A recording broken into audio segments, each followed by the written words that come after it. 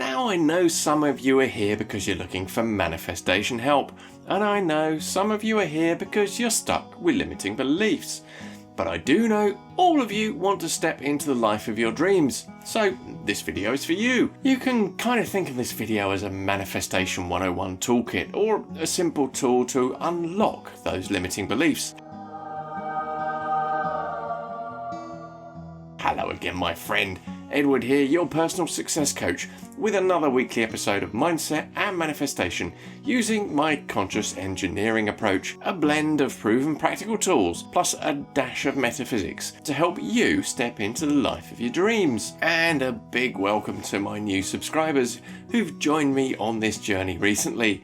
It's great to have you here in the community, and if there's anything you'd like me to cover, just let me know in the comments below. My goal is to help you step into the life of your dreams, but for now, back to the content why you're here this week.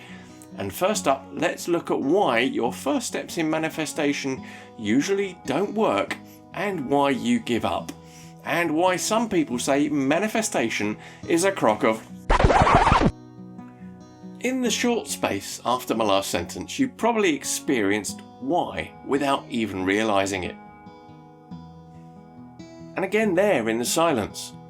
Well, what happened? Well, you probably had a little voice in your head add something to my sentence like, "That's because," or "What do you mean?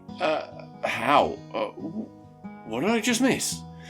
It's always been there, and it's always commenting on the world around you, and it believes it has one simple job, which is to keep you safe. It looks for any threat from the outside world, which is real or often imagined, and then it creates a way to keep you safe and protect you from this perceived threat. When the threat is real, like being run over in traffic or fleeing from somebody attacking you, then it is justified in its approach. But the modern world has far less existential threats than our ancestors used to deal with daily, but our mind still has the same wiring. Consequently, it creates perceived threats and tries to protect us from them, usually with some form of persuasive narrative wrapped around the issue. Often you might be aware of the conversation playing out in your head while your mind wrestles with itself to come to a conclusion that it thinks is best for you. Will she like me?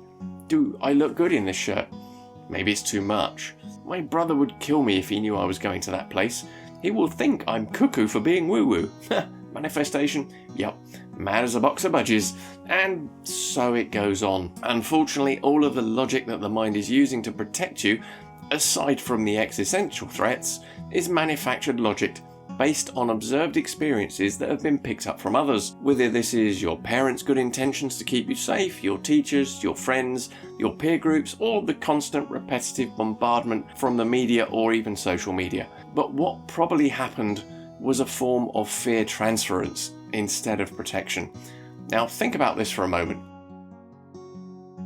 All of your thought processes are built on observations of external situations that you have assumed to be correct because they come from a source that you consider to be credible. And then these thought processes run your life on autopilot. And this is the single biggest barrier to manifestation or stepping into the life of your dreams that there is. The longer you have lived your life up until the point of watching this video, the deeper the grooves of ingrained thought you have developed, and the deeper your subconscious beliefs go. Now, brain researchers have revealed that our every thought is actually a chemical reaction that passes through a channel composed of receptors and connectors that lead us to awareness.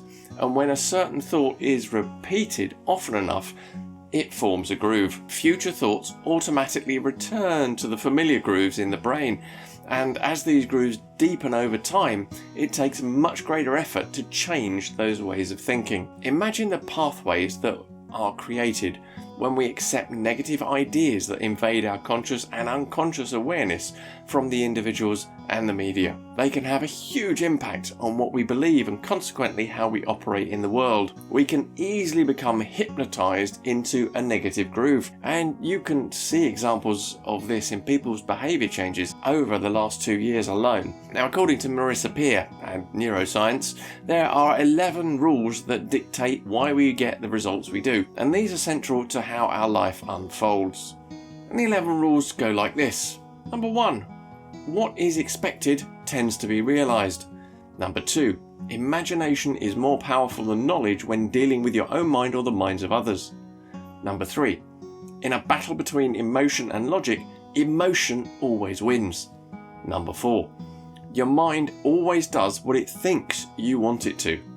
Number 5, your mind works to move you from pain to pleasure. Number 6, your mind responds to the pictures and words that you install. Number 7, your mind does not care if what you say is good, bad, true, false, healthy, unhealthy, right or wrong. It acts regardless. Number 8, every thought you think causes a physical reaction and an emotional response within you. Number 9, when dealing with the subconscious mind, the greater the conscious effort, then the less the subconscious responds. Number 10, the mind learns by repetition. And number 11, the mind cannot hold conflicting beliefs. They cancel each other out.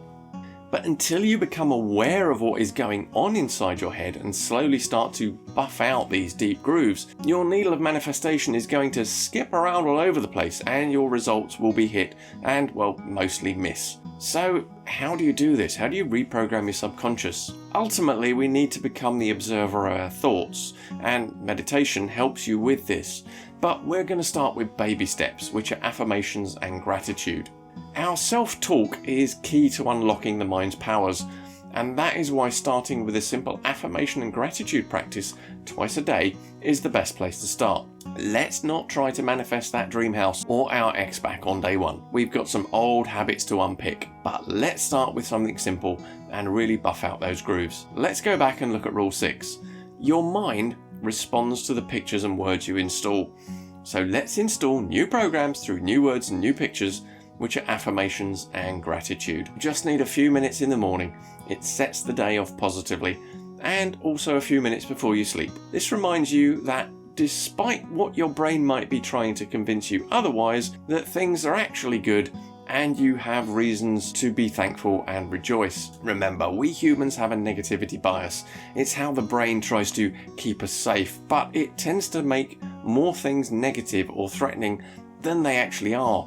Most of it is in reality just stuff we actually get to deal with. First, let's look at affirmations. Pick something strong, an affirmation that is in the present tense, and repeat it to yourself or even write it down in your journal. Here are a few examples, and you can find one that fits whatever it is that you want to address, whatever groove you want to buff out. I am love, I am light, I am peace. I feel joy and contentment at this moment, right now.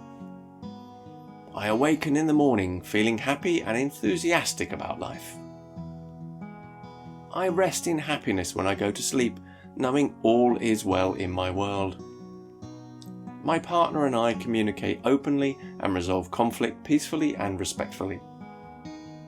I see fear as the fuel for my success and take bold action in spite of that fear.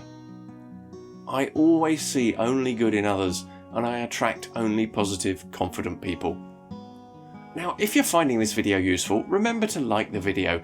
This shows YouTube it's valuable and helps spread it to more people who want to see content like this.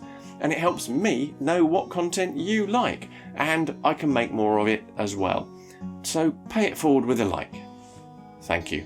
Now, if you want some more affirmation suggestions, I've got a list on my website, which you can download for free, and there's a link in the description below. Now let's look at gratitude. Remember, gratitude is about the feelings. We can be grateful for breathing, but it's lazy as it doesn't capture anything about what we feel about breathing itself.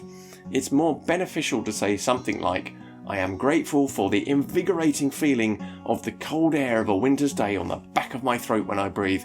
It makes me feel great to be alive. Or you might be grateful for your dog, but in reality it's more like, I'm grateful for my crazy dog who's so excited to see me when I get home from work that I forget all my troubles and just want to spend some real quality time with him. Try playing with the gratitude statement and see how you feel after you've added the right emotions to it. I bet you'll feel more alive when you use the right words and feelings, and that's the place you need to be. Now, when you've got one, comment below and let me know what you're grateful for and why. Now you're getting the hang of the basics. we can go a little bit deeper and start looking at the subconscious patterns locked into your psyche that block manifestation and the life of your dreams. In short, the words you unconsciously use. So, watch this video here to find out more about that right now. And until next time, my friend, live your light. Hello there. Far less existential threat. No, stop.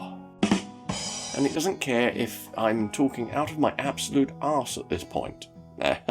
No.